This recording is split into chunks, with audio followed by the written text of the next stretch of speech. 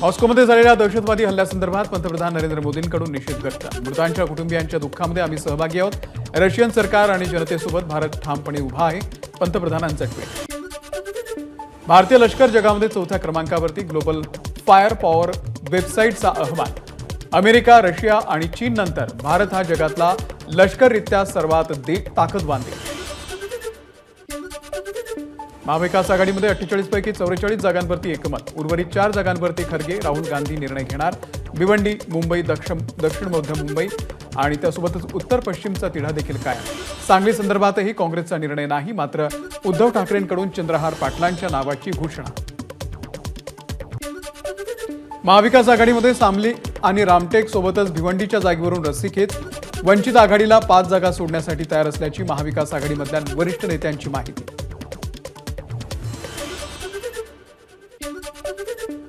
2024ला केंद्रात आणि राज्यामध्ये महाविकास आघाडीचं सरकार येणार। शरद पवार वटवृक्ष आहेत, त्यांनी अनेक लोक मोठी केली। 2-3 पारंब्या कापल्या तर फरक पडणार नाही। व्यापारी मेळाव्यात रोहित पवार यांचं वक्तव्य। रामटेक लोकसभेमधील काँग्रेसच्या संभाव्य उमेदवार रश्मी बर्वे यांच्या अडचणीमध्ये वाढ। बर्वे यांच्या जात वैधता प्रमाणपत्राची तपासणी करण्याचे सामाजिक न्याय आणि विशेष सहायता विभागाचे आदेश।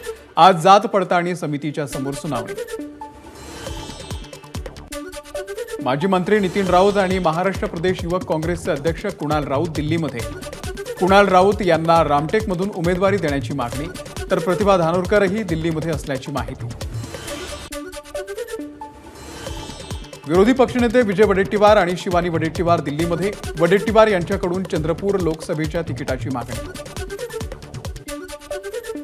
दिल्लीचे मुख्यमंत्री केजरीवाल यांची अटक आश्चर्यकारक नाही। हुकुमशहा डरपोकच असतो। आता मोदी घाबरलेत, त्यामुळे विरोधकांना तुरुंगात टाकून निवडणुकांना सामोरं जात आहेत, यालाच डरपोक म्हणतात। केजरीवालांच्या अटकेनंतर सामनामधून हल्ला।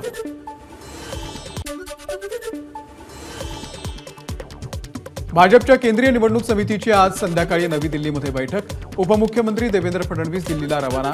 महाराष्ट्राची उर्वरित यादी जाहीर होण्याची शक्यता।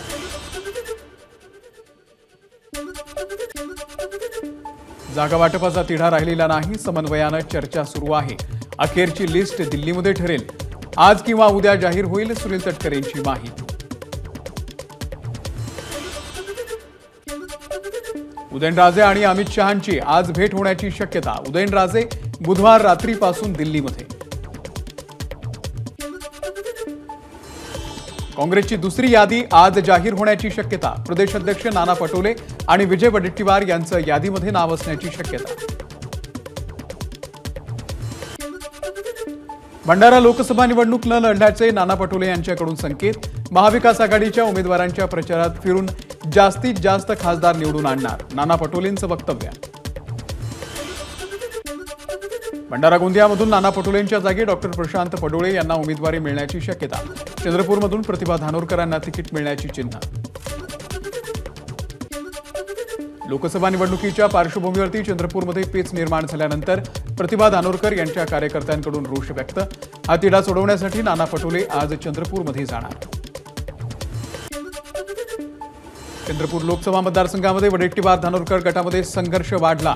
प्रतिभा धानोरकर यांना उमेदवारी न मिळाल्यास राजीनामे देऊ, धानोरकर समर्थकांचा इशारा। नागपूरमध्ये नितीन गडकरींकडून लोकसभा निवडणुकीच्या प्रचाराला सुरुवात। गणेशपेठ भागातल्या आनंदम परिसरामध्ये केंद्रीय प्रचार कार्यालयाचं आज उद्घाटन होणार। कार्यक्रमाला उपमुख्यमंत्री देवेंद्र फडणवीस आणि बावनकुळे उपस्थित राहणार। पुण्यातल्या कसबापेठ मतदारसंघासाठीचा निधी पर्वती मतदारसंघाला वळवण्याचा राज्य सरकारचा निर्णय कोर्टाकडून रद्द। कसब्याला तातडीनं निधी देण्याचे मुंबई उच्च न्यायालयाचे निर्देश। कसब्याचे आमदार रवींद्र धंगेकर यांनी केली होती तक्रार। लोकसभा निवडणुकीसाठी राष्ट्रवादी काँग्रेस शरदचंद्र पवार पक्षाची यादी एबीपी माझाच्या हाती। महाराष्ट्रातल्या 9 जागांसाठी उमेदवार जाहीर। बारामती लोकसभा मतदारसंघामधून सुप्रिया सुळेंना पुन्हा उमेदवारी। सुनित्रा पवार यांच्या विरोधात सुप्रिया सुळेंची लढत होण्याची शक्यता। शिरूर लोकसभा चुरशीची होणार। राष्ट्रवादी अजित पवार गट विरुद्ध शरद पवार गट अशी लढत पाहायला मिळणार। पवार गटाकडून अमोल कोल्हेंना उमेदवारी जाहीर, तर महायुतीकडून शिवाजीराव आढळराव पाटील यांची उमेदवारी जवळपास निश्चित। शिवाजीराव आढळराव पाटील आज अजित पवार गटामध्ये प्रवेश करणार, सूत्रांची माहिती. अमोल कोल्हेंच्या विरोधात आढळराव पाटील निवडणूक लढण्याची शक्यता. रोहित आणि मी दोघेही मंत्री झालो असतो, पण झालो नाही, कारण आम्ही विचार सोडणारे लोक नाहीयेत. दिल्ली समोर ना कधी झुकलो ना कधी झुकणार. बारामतीच्या भाषणात सुप्रिया सुळेंचा हल्लाबोल. लोकसभा फक्त ट्रेलर, खरा पिक्चर विधानसभेमध्ये दिसणार. भाजपनं मला डावलल्यानं सगळ्या 48 लोकसभा मतदारसंघामध्ये भाजपला फटका बसेल. मी रासपकडून निवडणूक लढवणार. महादेव जानकरांचं वक्तव्य.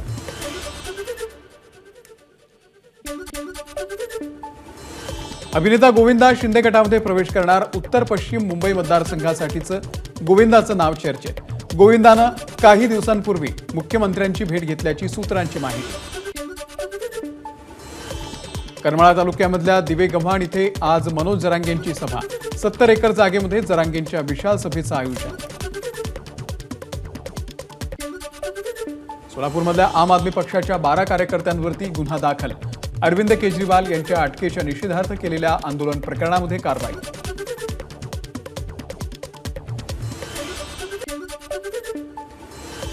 सीबीएसईनं 10 राज्यांमधील 20 शाळांची मान्यता रद्द केली. सीबीएसई बोर्डाच्या तपासणीमध्ये शाळांमध्ये गैरप्रकार आढळून आल्यानं आणि नियमबाह्य पद्धतीनं शाळा सुरू असल्यानं मान्यता रद्द केल्याची माहिती. बायजूस शिक्षण संस्थेनं आपली 30 शिकवणी केंद्र केली बंद. आर्थिक संकटाचा सामना करावा लागत असल्यानं केंद्र बंद केल्याची माहिती. रविवारी मध्य रेल्वे आणि हार्बर मार्गावरती मेगा ब्लॉक. मध्य रेल्वेवरती माटुंगा ते मुलुंड आणि हार्बर मार्गावरती कुर्ला ते वाशी या दरम्यान मेगा ब्लॉक. सायन उड्डाणपुलाचं पाडकाम धुलीवंदनानंतर सुरू होणार. 27 मार्च पासून पूल वाहतुकीसाठी बंद. 28 मार्च पासून पुलाच्या प्रत्यक्ष तोडकामाला सुरुवात होणार. रविवार आणि सार्वजनिक सुट्टीच्या दिवशीही कर भरता येणार. 31 मार्चची डेडलाईन जवळ येत असल्यानं मुंबई महानगरपालिकेचा निर्णय. त्यामुळे धुलीवंदन, गुड फ्रायडेच्या दिवशी देखील कर भरणा केंद्र सुरू राहणार. सलग 3 दिवस लागून असलेल्या सुट्ट्यांमुळे विमान तिकीट दुप्पट. गोव्यामध्ये विमान तिकीट 7,000वर, तर मुंबई नागपूर विमान तिकीट भाडं 5,500 रुपये.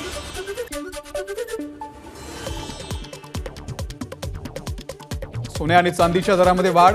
वाढत्या दराचा ग्राहकांना फटका. 22 कॅरेट सोन्याचा दर 67,580 रुपयांवर, तर चांदीच्या दरातही 100 रुपयांची वाढ. नाशिकच्या येवल्यामध्ये हिंदू मुस्लिम एकतेसाठी सामूहिक इफ्तार पार्टीचं आयोजन. इफ्तार पार्टीला अनेक पदाधिकाऱ्यांसह स्थानिक हिंदू मुस्लिम बांधवांची हजेरी. मावळमधील 6 वर्षीय मुलीच्या अपहरण आणि हत्ये प्रकरणामध्ये आरोपीला फाशीची शिक्षा, तर आरोपीच्या आईला 7 वर्षांचा कारावास. 2 ऑगस्ट 2022ला आरोपी तेजस दळवी याच्याकडून अल्पवयीन मुलीची हत्या. बुलढाणा जिल्ह्यामध्ये शालेय विद्यार्थ्याचं मुख्याध्यापिकेकडून लैंगिक शोषण. पालकांच्या तक्रारीवरून मुख्याध्यापिकेच्या विरोधामध्ये गुन्हा दाखल. बंगळुरूमधल्या रामेश्वरम कॅफेमधील बॉम्बस्फोट प्रकरणामध्ये आरोपींचे खरे फोटो समोर. 2 आरोपींची ओळख पटली. एनआयएकडून मुख्य आरोपींची माहिती देण्यास बक्षीस जाहीर. कुख्यात गँगस्टर प्रसाद पुजारी याला हाँगकाँगमधून मुंबईत आणलं. मुंबई क्राईम ब्रांचची मोठी कामगिरी.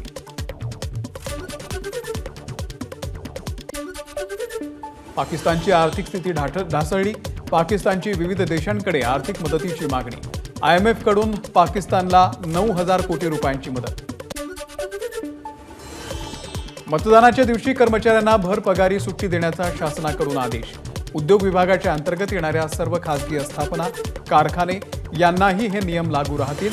सर्वांना मतदानाचा हक्क बजावता यावा यासाठी शासनाचा निर्णय. ठाण्यातल्या धर्मवीर जिद्द शाळेमध्ये विशेष मुलांसोबत कलाकारांनी साजरी केली धुळवड. विजू माने आणि भाऊ कदम यांची बेंजो वाजवत नैसर्गिक रंगामध्ये मुलांसोबत धुळवड साजरी.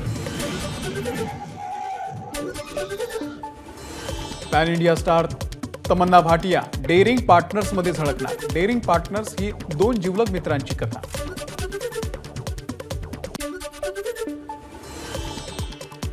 अभिनेत्री उर्वशी रौतेला अयोध्येमध्ये आगामी सिनेमाच्या यशासाठी घेतलं प्रभू श्री रामाचं दर्शन. वेल्सची राजकुमारी केट मिडल्टन कर्करोगानं त्रस्त, केमोथेरपी सुरू असल्याची माहिती. आयपीएलचा दुसरा सामना आज दिल्ली कॅपिटल्स आणि पंजाब किंग्जमध्ये रंगणार. भीषण अपघातातून बचावलेला ऋषभ पंत वर्षभरानंतर उतरणार क्रिकेटच्या मैदानात.